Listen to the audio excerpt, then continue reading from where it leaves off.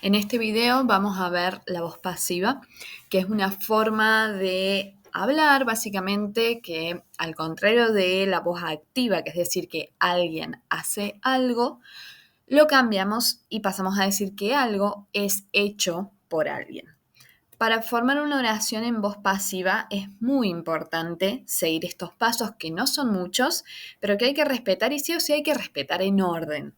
Lo primero que tenemos que hacer es identificar cada parte de la oración activa, es decir, ver cuál es el sujeto de la oración, o sea, quién está haciendo esa cosa o quién hace esa cosa, cuál es el verbo, que es la acción en sí misma, y cuál es el objeto directo. El objeto directo es sobre qué cae esa acción. Si yo digo, por ejemplo, yo barro la vereda, ¿qué barro? La vereda. La vereda es el objeto directo. Una vez que ya identificamos cada parte de la oración, tenemos que ver cuál es el tiempo verbal de esa oración. Para ver el tiempo verbal, tenemos que ver cómo está conjugado el verbo. Entonces, si tiene una S, va a ser un presente simple. Si tiene have o has, va a ser presente perfecto, have o has más un participio. Si tiene ing, será algún tiempo continuo. Depende siempre del verbo. Ya identificamos el tiempo verbal, vamos a empezar a escribir nuestra oración en voz pasiva. Lo primero que voy a escribir es el objeto directo, va a ir en primer lugar de mi oración. Entonces, si yo digo, yo barro la vereda, dijimos que la vereda es el objeto directo, bueno, la vereda va a ir en primer lugar de mi oración pasiva. Una vez que ya lo escribí, voy a escribir el verbo to be en el tiempo verbal de la oración activa. Si yo digo yo barro la vereda, eso es presente simple. Entonces, después de la vereda voy a escribir el verbo ser o estar en presente simple. Es decir, la vereda es, en el caso del español. Una vez que ya escribí el verbo to be, voy a escribir el verbo principal de la oración original en participio siempre, siempre, siempre. O sea que el verbo barrer va a ir en participio, o sea, barrida. Y por último voy a escribir el sujeto de la oración activa, o sea, el quien hace esa acción, pero antes le voy a agregar la preposición by, que significa por. ¿Quién era que barría la vereda? ¿Era yo? Bueno, la voy a poner al final, pero antes le voy a agregar el by. Vamos a ver algunos ejemplos ya en inglés. Yo tengo la oración original que dice The police caught the thieves. Primero identifico las partes de la oración. The police es el sujeto, la policía. El verbo es caught, que significa atrapar. The thieves, a los ladrones.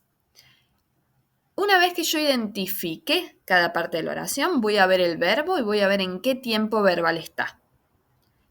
Caught es el pasado del verbo catch, que es atrapar. Listo, es pasado simple. Entonces, una vez que yo ya vi cada parte de la oración y en qué tiempo está el verbo principal, me voy a escribir mi oración en voz pasiva. Lo primero que hago, escribo el objeto directo en primer lugar. Perfecto. The thieves, the thieves.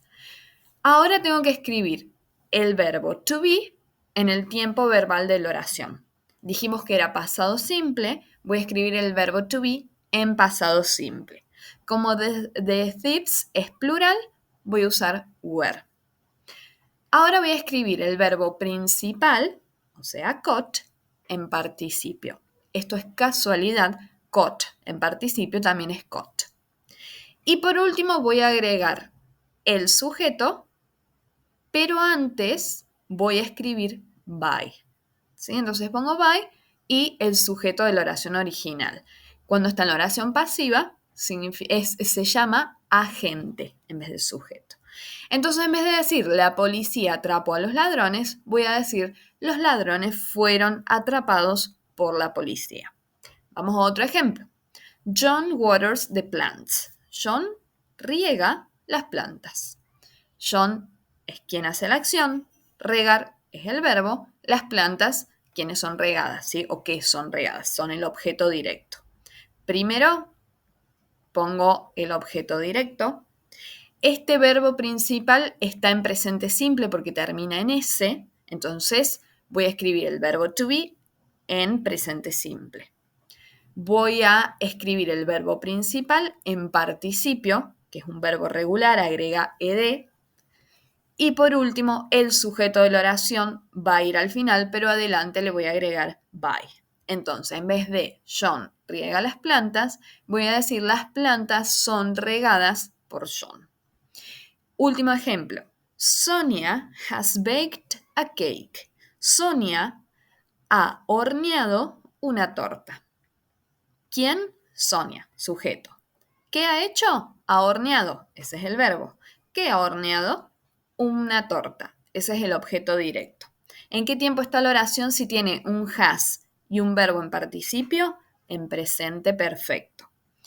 Voy a escribir primero el objeto directo. A cake va en primer lugar. Ahora agrego el verbo to be en presente perfecto. Has been. Después voy a escribir el verbo principal en participio, si es, acá ya lo tenemos en participio, así que solamente lo tengo que copiar. Y por último voy a agregar el sujeto, que es Sonia, con el by adelante. Entonces, Sonia ha horneado una torta, se transforma en una torta, ha sido horneada por Sonia. Y por último, les dejo, a esto le pueden hacer captura de pantalla o sacarle una foto, les dejo cómo es el verbo to be, cómo se va transformando según cuál sea el tiempo verbal de la oración. Generalmente, excepto en, por ejemplo, el pasado perfecto o el futuro simple, el verbo to be cambia según cuál sea la persona de la oración. Entonces eso es algo súper importante que tienen que saber. Pero si yo identifico, por ejemplo, que mi oración está en futuro inmediato, bueno, perfecto. Ya sé que el verbo to be va a ser o is going to be, o are going to be, o am going to be, y después de eso voy a escribir el verbo principal en participio.